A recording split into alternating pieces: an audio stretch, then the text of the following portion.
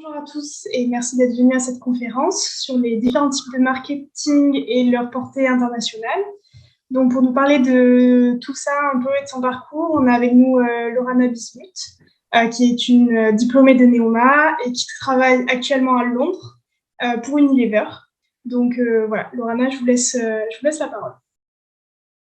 Bonjour, je peux vous voir que moi et Manon, donc je vais vous imaginer dans ma tête.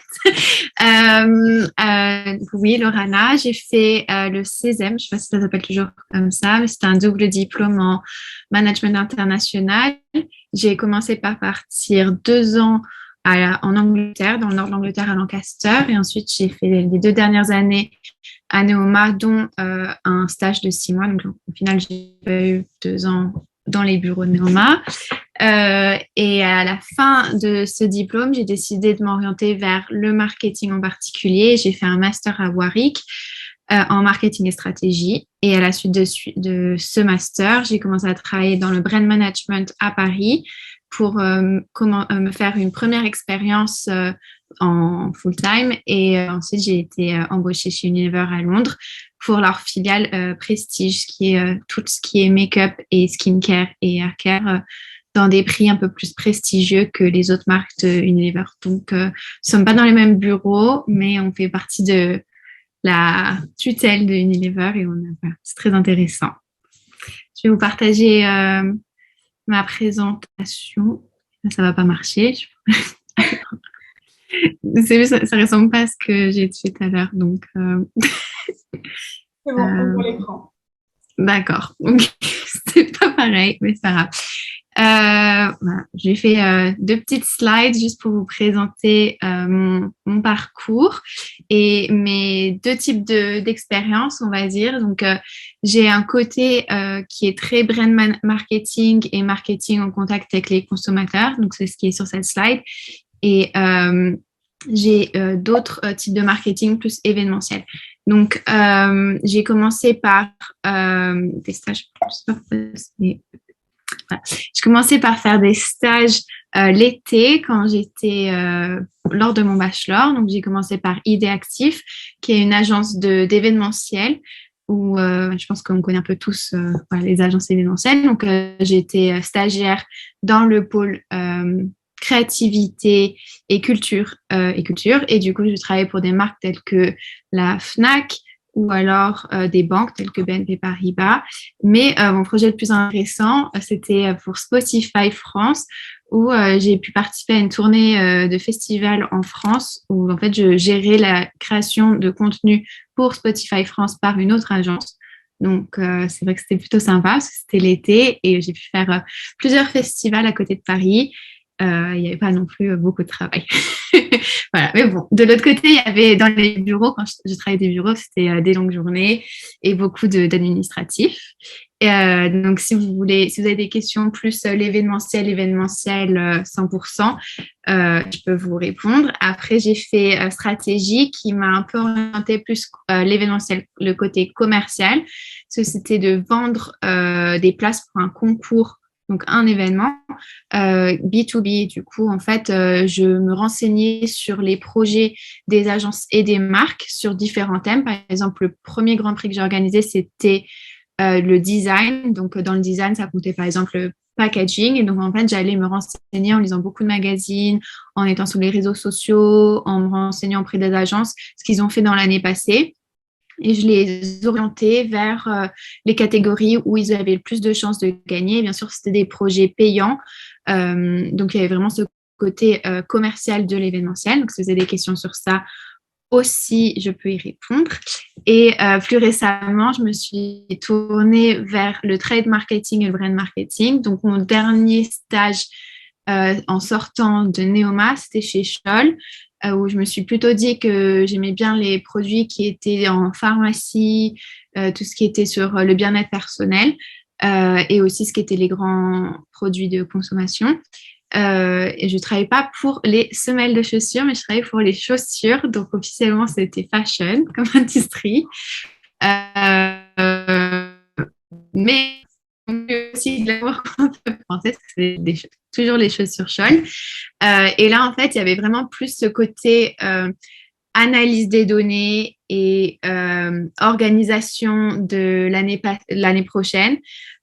Comparé à ce que j'ai trouvé que l'événementiel, c'était vraiment du tac au tac et c'était beaucoup de contenu et de la réaction en fait, qu'il fallait, alors que plus pour tout ce qui est trade marketing, c'était vraiment savoir analyser les données. Et même si moi, je me suis toujours dit que j'étais nulle en maths, ce stage, ça m'a vraiment permis de gagner en confiance en moi parce que j'ai analysé des énormes données Excel alors que ça me faisait vraiment peur. Alors qu'au final, c'est pas du tout difficile. Je pense qu'il faut juste avoir cette analyse, prendre du recul et en fait savoir prendre les chiffres et se dire pourquoi on est en train de faire cette analyse et en fait les transformer en du marketing. Donc, par exemple, mes projets, c'était d'analyser la collection de l'été dernier, les comparer aux analyses que les stagiaires d'avant ont fait pour les collections des années passées, voir s'il y avait des tendances. Par exemple, je sais pas, les chaussures semelles roses se vendent de plus en plus. Et du coup, faire toute une présentation à l'équipe leadership.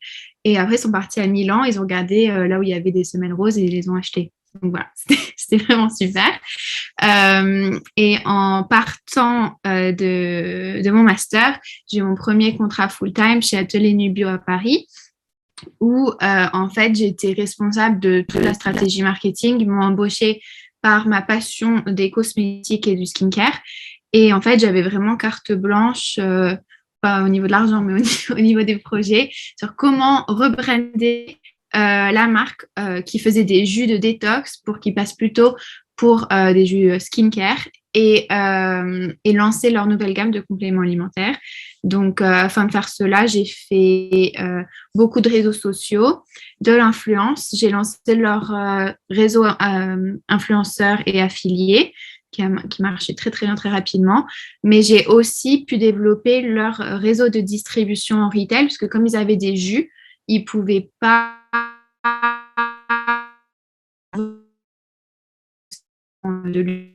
et du coup, moi, j'ai pu démarcher les Galeries Lafayette, par exemple, et Oh My Cream, et pouvoir lancer chez ces deux retailers, organiser des événements, partager à la presse, toujours inviter des influenceurs. Voilà, j'ai aussi participé à leur développement CRM. Donc, c'était vraiment, je pense, le brand marketing. Faut aimer toucher à tout, parce que ça veut un peu tout et rien dire, je vais dire, et qu'il faut vraiment lire les posts, les descriptions de posts pour savoir quel type de marketing ça va être. Parce que vraiment, en fait, en brand marketing, on pourrait faire tout, mais on pourrait faire qu'un point. Et moi, le point que j'avais vraiment le plus aimé dans ce rôle, c'était le développement retail. Et c'est pour ça que quand j'ai bougé à Londres, ce qui était un projet long terme, c'était déjà prévu, j'ai postulé que à des postes retail. Et le poste que j'ai eu, c'était en retail digital, ce qui était un peu une surprise pour moi parce que je n'avais aucune expérience en digital. Et mais j'attends ce que je fais. Alors, j'ai fait 1 an en tant que 3 pays marketing. Je vous explique vite fait. 3 pays, c'est-à-dire third party internet. Et en fait, ça va être, par exemple, non, ça va pas être Oh My Cream parce qu'ils ont une boutique. Birchbox, je crois qu'ils n'ont pas de boutique en France. Voilà, Birchbox, ça va être 3 pays.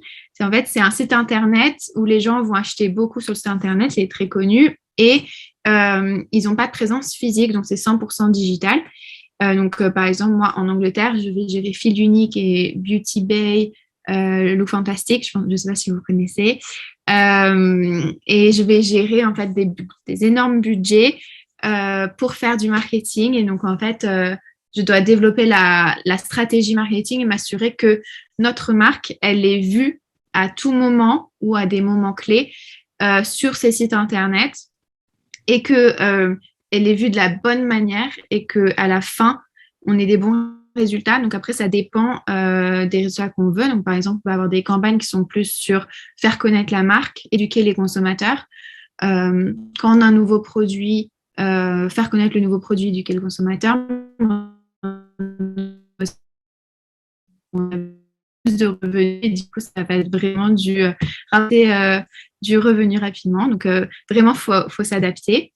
Et là, ça fait 4 jours que j'ai commencé mon nouveau rôle. Je suis retail.com marketing exec. Et là, en fait, je vais faire plutôt du Oh My Cream en Angleterre où je vais prendre les retailers que vous devez tous connaître, type Harrods, Selfridges, en fait les retailers prestigieux qu'on connaît tous dans le centre de Londres, où on est tous allés en tant que touristes, et je les aide à développer leur présence en ligne parce que ces retailers-là, ils n'avaient même pas de site internet pour la majorité d'entre eux avant le confinement, et du coup, ils ont vraiment besoin de quelqu'un qui va les aider à améliorer. C'est ça que j'ai commencé à... Oui, et voilà, un peu dur, mais voilà. Donc, c'est mais plutôt, voilà, on va dire que j'ai 4 types de marketing en expérience marketing. Euh, et donc, je voulais juste vous les présenter. Et je pense qu'en Angleterre aussi, il y a une différence dans le retail. Je voulais parler un peu de l'Angleterre. Ce que j'ai remarqué, c'est qu'en France, il y a quand même beaucoup plus la relation qui est importante. Je pense que le retail en France est beaucoup moins développé qu'en Angleterre. Et du coup, c'est un peu de qui connaît qui et qui est ami avec qui. C'est un peu le lycée en France, j'ai trouvé, où on aura de la présence chez les retailers s'ils nous aiment bien. Alors qu'en Angleterre, c'est vraiment un business où ils ont des prix et que si on veut une image sur le site internet, ça va nous coûter tant, mais après, si on paye, ils vont la faire. Donc voilà, il y a quand même une différence entre ces expériences en France et en Angleterre. Et si vous avez des questions sur ça aussi, je peux y répondre. Et voilà, je ne sais pas si c'était ce que vous vouliez, mais en tout cas, ça me laisse plein de temps pour les questions et les réponses. Je vais essayer d'arrêter de partager. Comme ça, je peux vous voir peut-être. Mais je ne sais pas si les gens ont des questions. Peut-être que je peux commencer par vous en poser une. Ça va peut-être comme ça un peu motiver les gens à en poser. Moi, j'avais une question. C'est vrai que vous avez fait différents types de marketing en peu de temps finalement. Du coup, je voulais savoir, est-ce que c'est facile de passer d'un type de marketing à un autre? Par exemple, vous avez parlé du marketing plus digital, vous n'en avez jamais réellement fait. Est-ce que ça se fait naturellement et c'est finalement une suite logique dans le parcours dans le marketing? Ou est-ce que c'est quand même compliqué? Il y a des adaptations, il y a peut-être des logiciels ou des matériels qu'il faut un peu prendre en main avant de pouvoir travailler dans différents types de marketing? Ouais, c'est une bonne question. Moi, ça s'est fait très naturellement, où j'ai pas vraiment, je me suis pas dit je veux faire ça, je vais le faire. C'est plutôt les opportunités que j'ai eues, pour être honnête. J'ai toujours voulu, quand je suis partie en Angleterre, je voulais vraiment faire du marketing retail, donc l'équivalent des Galeries Lafayette. Et c'est vrai que j'ai été prise dans ce rôle digital sans avoir aucune expérience digitale. Ça m'a fait un petit peu peur. Mais au final, c'est un peu mauvais de dire ça, mais j'ai l'impression que soit on est doué en marketing, soit on ne l'est pas. Et c'est plutôt avec les soft skills, parce qu'on apprend à Neoma à faire une bonne présentation, ça va faire un PowerPoint. Voilà. Chose que, franchement, quand j'étais chez Neoma, je me disais, j'aimerais bien apprendre une vraie chose. Mais en fait, le marketing, c'est ça, c'est savoir écouter les gens, comprendre ce qu'ils veulent, répondre à leurs attentes. Et en fait, tous les logiciels, ça va changer d'entreprise en entreprise. Donc, c'est vrai que quand j'étais chez Scholl, je me rappelle encore, j'avais appris par cœur les noms des logiciels pour pouvoir les redonner à mes entretiens. IMS, IQVIA, je me rappelle, un traumatisme de me rappeler de ça, alors qu'en fait, aucune entreprise utilise le même logiciel. Donc, ils vont pas, je pense qu'il n'y a aucun malaise à ne pas connaître un logiciel dans une entreprise. Après, c'est sûr que si vous voulez un travail dans le code, si vous voulez développer des logiciels, des choses comme ça, si vous ne savez pas coder, voilà. Mais le marketing, c'est pas du tout ça. Et je pense que marketing, c'est plutôt un état d'esprit. Voilà. Après, Excel. Mais bon, je pense que vous savez tous utiliser mieux que moi Excel de toute façon. Voilà, mais Excel, ça c'est un truc qui demande à chaque fois. Ça m'a jamais pénalisé. Hein, j'ai toujours mis sur mon CV que j'avais utilisé Excel, parce que je sais utiliser Excel, mais quand j'étais chez Scholl, on m'a appris à utiliser les tableaux croisés dynamiques, parce que quand on m'avait posé la question, est-ce que vous savez le faire, j'ai cru que c'était quelque chose d'autre. J'ai dit oui. Et au final, non. Mais après, ça m'a pris quoi, 20 minutes à ce qu'on montre une fois. Je pense qu'un tableau croisé dynamique, mon frère qui postule maintenant pour des stages, c'est super difficile à expliquer comment le faire si on n'a pas une tâche à faire. Parce qu'au final, c'est super facile, c'est un bouton sur Excel. Donc, Oui. à part montrer ou cliquer, je vois pas trop comment expliquer. Alors après, si une entreprise, elle vous donne un exercice à faire, là, tout de suite, vous allez voir la facilité ou la difficulté à faire. Parce que c'est là où vous devez essayer de trouver des chiffres. Et c'est là où, en fait, il y a la logique. C'est pas du tout des maths, c'est de la logique de savoir, voilà, ce qu'il faut analyser et ce que vous recherchez. Mais même moi, maintenant, parfois, quand j'ai des nouvelles analyses à faire, je teste, hein, colonne, voilà. Moi, je veux pas dire que je suis pas, ça vient pas naturellement forcément Excel. Et je suis sûre que en ayant 4 ou 5 ans de moins que moi, même moi encore, je suis sûre que Excel, ça devient peut-être 50% de votre diplôme maintenant. Je sais pas. Ouais, Nous, on avait non, déjà un cours. Voilà, moi j'avais un cours dessus et je trouvais que c'était un peu qui poussait un peu le bouchon sur nous faire un cours sur Excel. Mais bon, voilà. Moi, on m'a reconnue pour mes capacités à faire des jolis PowerPoint et franchement, j'en parle toujours à mes parents parce que je me rappelle qu'au lycée, mes parents me disaient toujours que je faisais des PowerPoint pour pas faire mes devoirs de maths. Et maintenant, j'ai la directrice marketing de Unilever qui m'envoie des mails personnellement à moi, alors que, franchement, vous avez vu mes capacités de PowerPoint, c'est pas non plus, voilà. Mais juste en fait prendre le temps de faire les choses et c'est aussi la proactivité. Je pense que et ça c'est dans tous les types de marketing, c'est pas lire les données qu'on vous a données à faire, hein, les tâches qu'on vous a données à faire et vous dire c'est ça que vous devez faire. C'est en fait analyser. Mais c'est tout ce travail de consulting, de voir qu'il y a un problème et de devancer le problème. Alors après, pas forcément faire quelque chose sans le dire à votre manager, mais dire j'ai vu ça et je pense que je peux faire ça pour l'améliorer. Et en fait, bah moi c'est comme ça. Je suis dans je suis dans une petite partie d'Unilever. Je suis chez Dermalogica, qui est une marque très luxe. On est quand même une petite équipe où, par exemple, bah, l'équipe 3 pays, c'était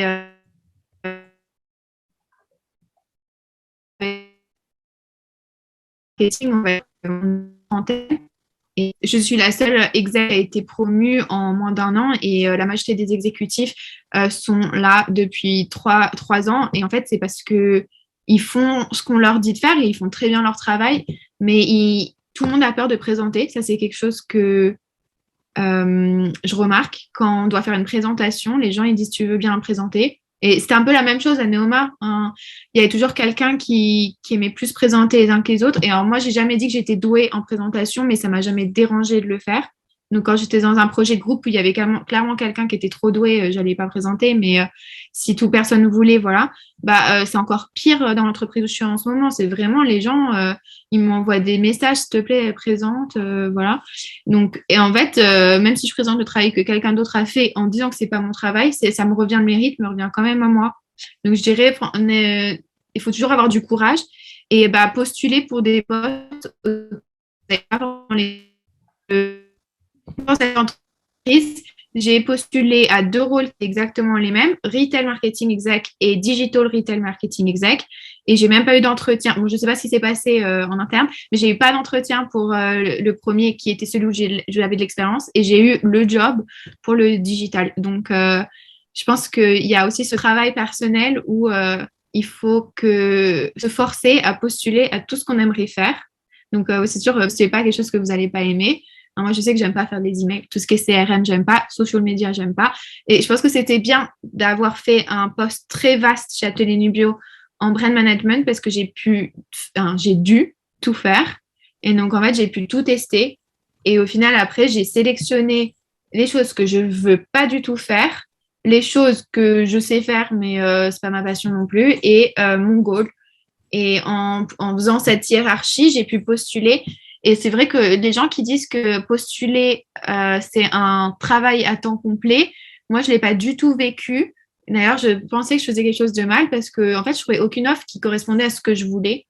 Et je pense que vous avez quand même beaucoup plus de chance parce que je ne sais pas si c'est pareil en France, mais en tout cas en Angleterre, c'est une période où les entreprises sont désespérées, veulent absolument, en tout cas en marketing, embaucher et ils ne trouvent pas de personnes adéquates. Et j'ai peut-être 5 ou 6 recruteurs par jour qui m'envoient un message. Alors que moi, quand je postulais, donc, c'est moi qui étais étaient désespérés et personne qui me répondait. Donc, je voyais pas beaucoup d'offres et je devais postuler à 1, voire 2 jobs par jour. Donc, vraiment montrer que vous êtes motivé. Vous savez, ces CV qu'on voit tout le temps sur LinkedIn, où les gens ils font des bouteilles de lait et des choses là. Bon, j'ai pas fait ça hein, parce que je me suis dit que ça devait prendre beaucoup d'argent, je sais pas, de faire ça. Mais par exemple, un truc simple que j'ai fait, c'est la couverture de mon CV. Donc, j'ai gardé mon CV une page parce que je me suis dit que les entreprises, ça devait les saouler de lire des CV qui étaient des livres et des choses comme ça. Mais j'ai rajouté une page devant où en fait, c'était le site internet de la marque.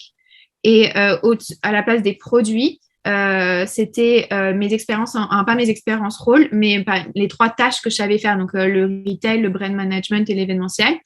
Et c'était quelque chose qui était super facilement adaptable parce qu'en fait, c'était que les photos qu'il fallait changer. Et presque à tous les entretiens que j'ai eus, on m'a complimenté sur cette partie-là de mon CV. Donc, c'est quelque chose, franchement, ça va vous prendre une bonne demi-heure quand vous le faites la première fois, peut-être voire même 1 heure. Mais après, c'est vraiment des copier-coller d'images que vous changez. Donc ça, c'est en fait travailler smart, pas travailler beaucoup. Voilà, moi, ça, c'est la devise de ma vie. Voilà. Ah non, mais c'est vrai que c'est pas mal. Et c'est vrai que cette histoire de CV, c'est une question du coup là qui me vient comme ça. Mais c'est vrai qu'on se demande toujours quand on veut travailler dans le marketing, moi c'est mon cas par exemple, je me demande toujours est-ce qu'il faut rester plutôt classique dans les CV, dans les présentations, ou est-ce qu'il faut faire comme on voit un peu, mais quand même rarement, quelque chose de très original. Est-ce que c'est encore quelque chose que les recruteurs recherchent, ou est-ce que finalement c'est devenu un peu classique? Et c'est vrai que ça c'est une question qui se pose. Je pense qu'il faut plutôt demander à quelqu'un travaillant en RH, mais je pense que les gens, ils en reçoivent trop des CV et que faut se démarquer. Mais alors, être trop créatif, c'est dans les CV où il y a plein de formes, où tu sais, ça fait 70% créativité. Ça, les gens, ils s'en fichent. Déjà, comment vous prouvez que vous êtes 70% créative? Je pense que le conseil qu'on m'a donné, qui m'a le plus servi pour mon CV, c'est de le chiffrer. C'était avant mon master à Warwick, la fille qui nous aidait à faire nos CV, elle m'a dit quelqu'un qui a fait les mêmes 3 stages que toi, mais dans d'autres entreprises, si on enlève le nom des entreprises, donc elle a eu les mêmes rôles, elle a fait exactement la même chose que toi. Alors que ça se trouve, tu as fait beaucoup plus. Comment tu prouves ça? Et en fait, c'est chiffrer votre CV. Donc, par exemple, là, je travaille avec 15 clients. Donc, alors dans une autre entreprise, je ne le sais pas parce que pour moi, c'est normal. Mais en fait, je ne sais pas, pour l'entreprise A, tous les gens travaillent avec 15 clients et c'est normal. Mais l'entreprise B, en fait, ça se trouve, c'est 5. Et du coup, en fait, ce qui vous paraît normal n'est pas forcément normal pour d'autres. Et du coup, la RH, elle va pouvoir plutôt regarder votre CV et dire, ah oui, 15, ça ressemble, c'est beaucoup plus que ce qu'on fait dans notre entreprise. Donc, c'est sûr qu'elle pourra mieux gérer, elle sera douée à gérer son temps. Parce que au début, moi, quand on m'a dit mettre des chiffres, je me disais, mais mettre les budgets et tout, je sais pas si on a le droit. Mais en fait, c'est des chiffres simples.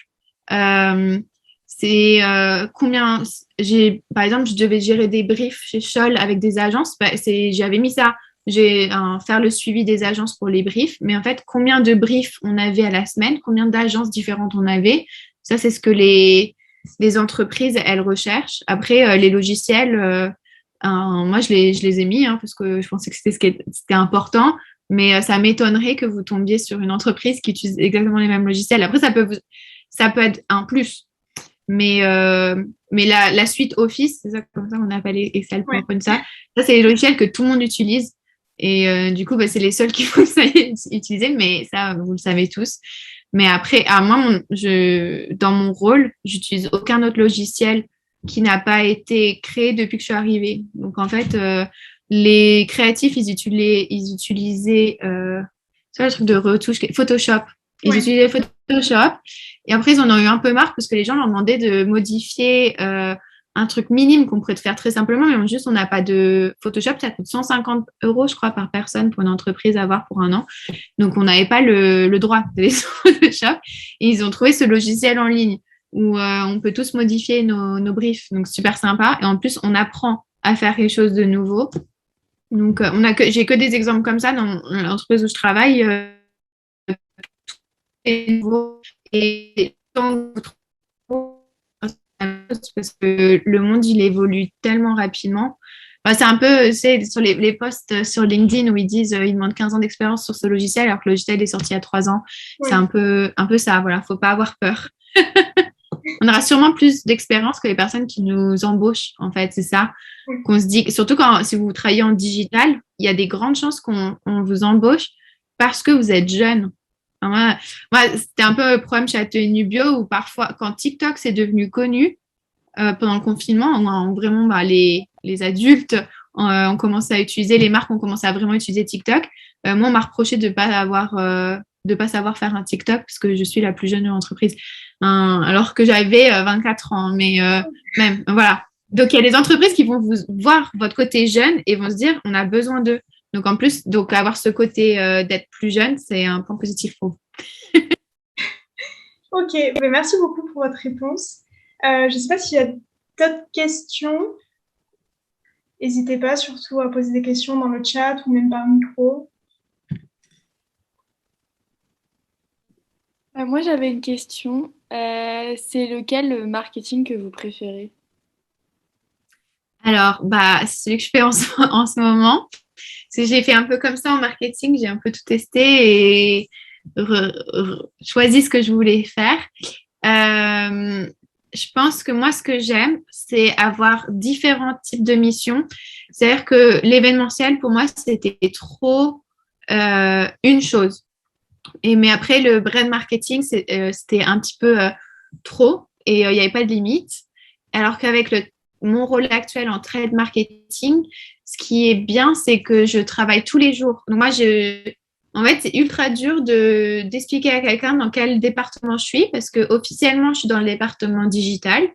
Mais mon rôle, c'est du marketing. Et il y a un département marketing. Donc, je travaille tous les jours avec le département marketing. Mais en fait, l'objectif de mon rôle, c'est d'aider des sites internet ou là maintenant des magasins à vendre nos produits.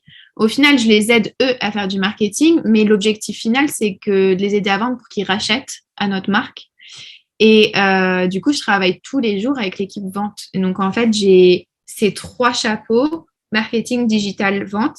Et ça me permet de faire des choses complètement différentes tous les jours, d'apprendre 3 compétences complètement différentes, tout en ne partant pas un peu partout comme ça et pas savoir ce que je dois faire.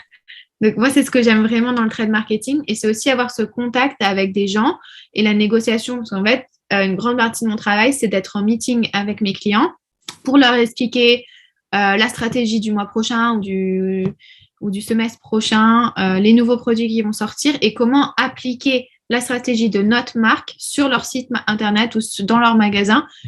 Eux, ils ont une autre stratégie. Donc, en fait, trouver le lien entre ce que nous, on fait et ce que eux ils font et comment on peut se rejoindre au milieu. C'est ce qu'on appelle un joint business plan.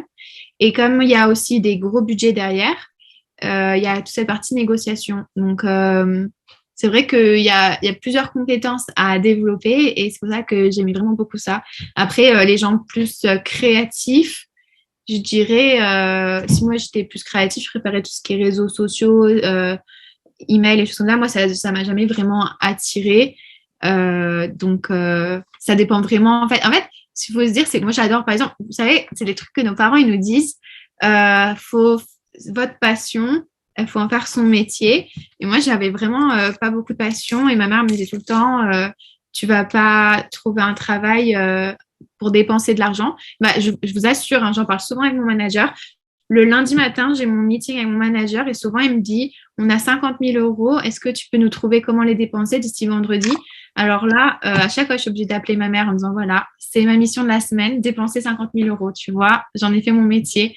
Donc, bon, j'ai toujours pas trouvé comment incruster les Sims et Netflix dans mon travail, mais je le ferai un jour, je rapporterai.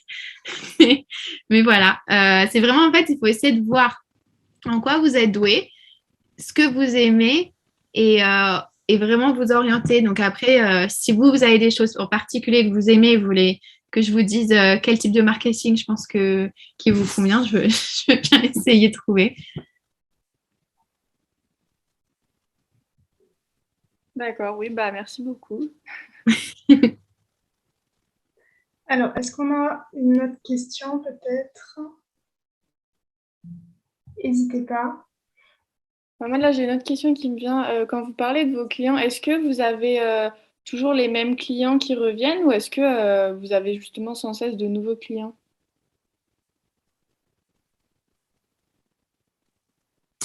Alors, c'est pas comme le B2C. En fait, je fais du B2C. C'est un peu bizarre, mais comme je fais pas du marketing, je fais du marketing pour le client final, donc toi, pour que quand tu vas sur le site internet, tu vois le produit, la marque, tout ça et que tu achètes. Mais au final, le projet, je le vends au site internet ou au magasin plus récemment. Et donc, en fait, c'est les mêmes parce que on nous attribue. En fait, on va regarder ce que l'année passée, on va dire mon département, 3 pays. On a 30 clients. Donc, c'est 30 par client, je veux dire site internet. Donc, on a 30 sites internet et on va regarder l'année passée l'argent qu'ils nous ont rapporté. Et ensuite, on va s'assurer, comme nous, on est deux à faire le même métier, on va s'assurer que nous, les deux filles, on a 50-50 de travail. Donc, par exemple, moi, Look Fantastic, ils ont ramené presque 50% du chiffre d'affaires de mon département l'année dernière. Du coup, moi, limite, je pourrais avoir un client et l'autre fille, elle pourrait avoir les 29. Mais ça, parce qu'en fait, il y a moins de travail à faire. Mais après, on en a des nouveaux connus. Qu'est-ce qu'on a Farfetch, par exemple, on l'a pas encore. On cherche à l'ouvrir.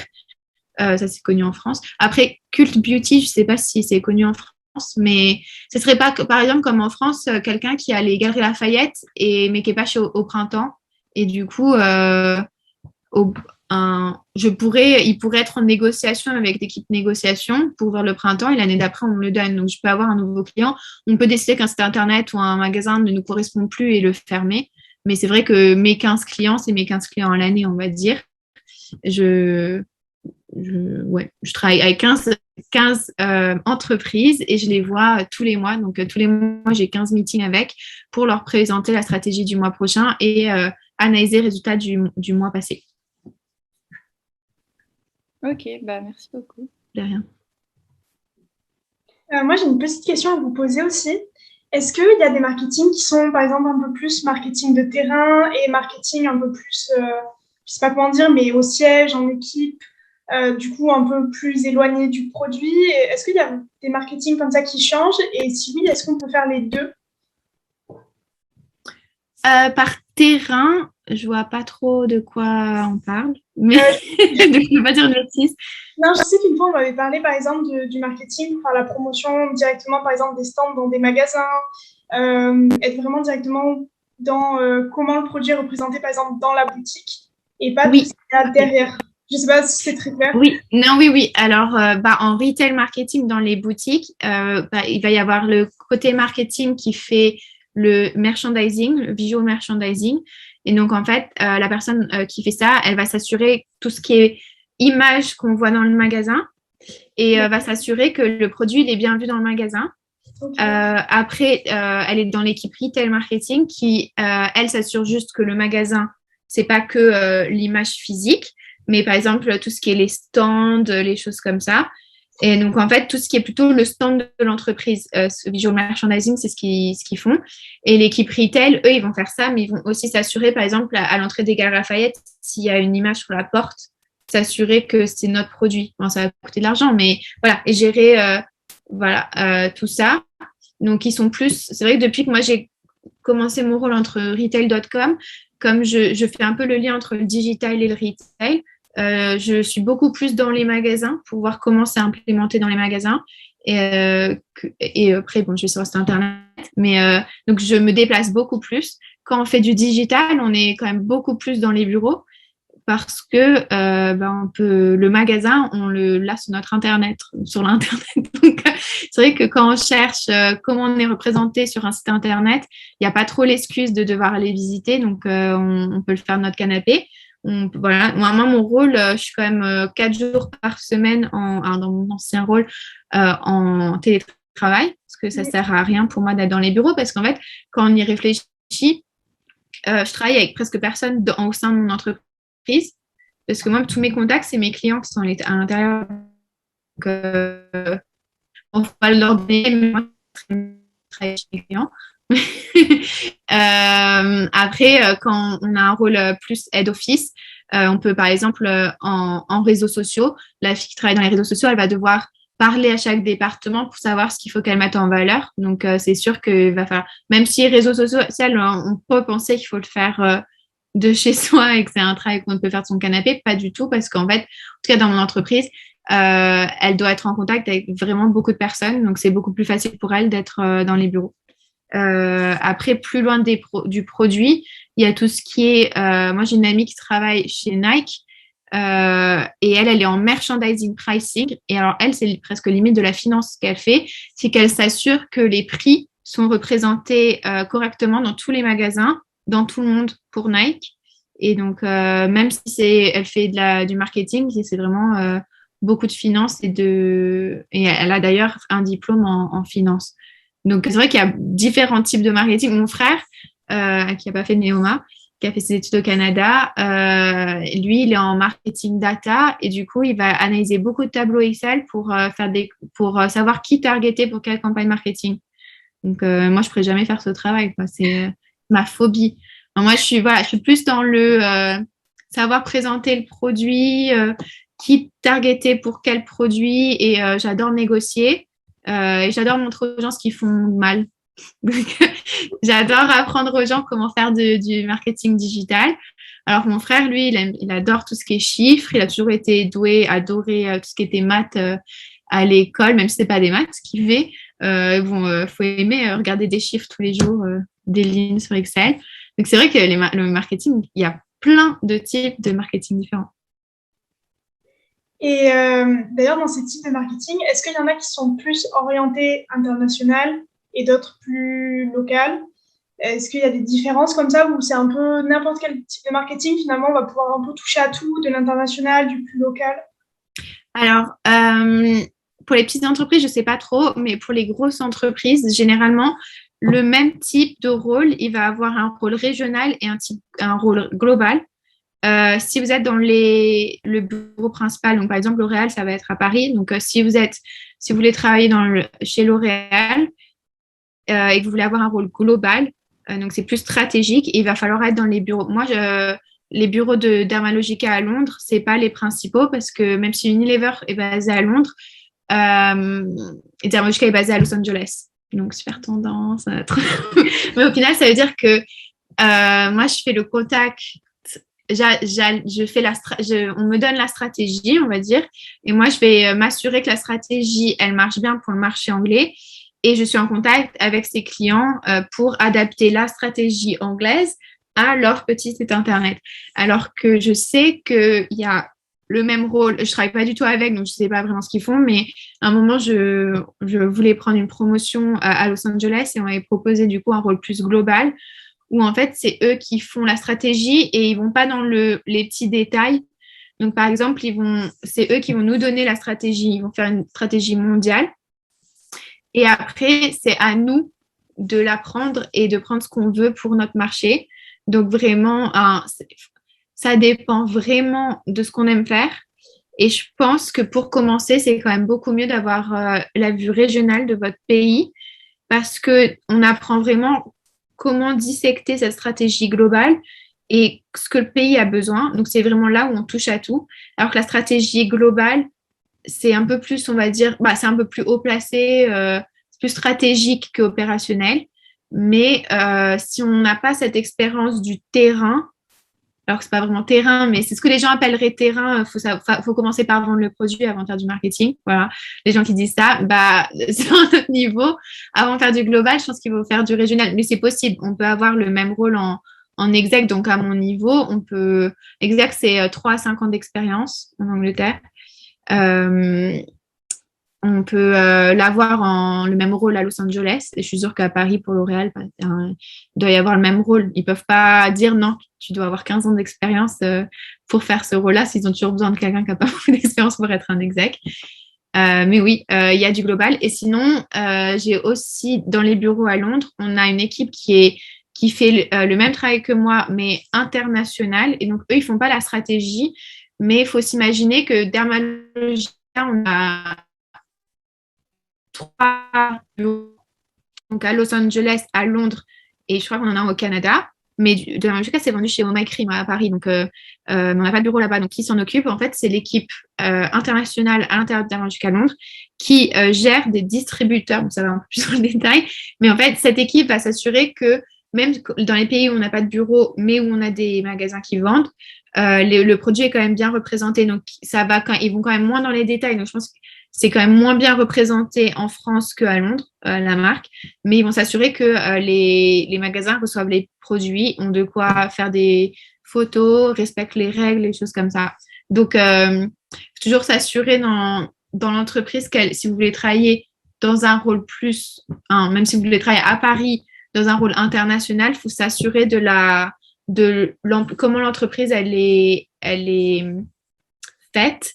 Et ça, ils peuvent vous le dire dans vos entretiens si vous vous posez cette question. Je suis intéressée par un rôle plus global, comment c'est fait. Ou alors, ils ont des opportunités pour vous faites 1 an à Paris. Et ensuite, vous pouvez partir dans notre pays s'ils veulent. J'ai essayé d'être... Nux m'a contacté pour être dans leur bureau à Londres il y a très longtemps. Et il dit qu'au bout de 4 travail à Londres, à New York, c'est pas en fait, il faut dire que vous êtes international parce qu'il n'y a pas beaucoup de monde, même si c'est un peu tendance, il n'y a pas beaucoup de monde qui est prêt à prendre sa vie et partir à l'international. Donc, c'est des choses qui sont toujours bien à mettre en valeur pendant vos entretiens. S'il y a des opportunités à l'avenir, moi, je veux bien faire partie parce que ça montre aussi une proactivité de votre côté. D'accord.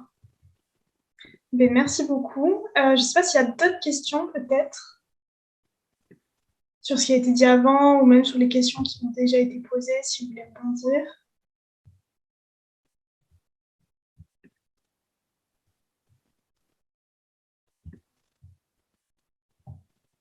Je ne vois pas d'autres questions.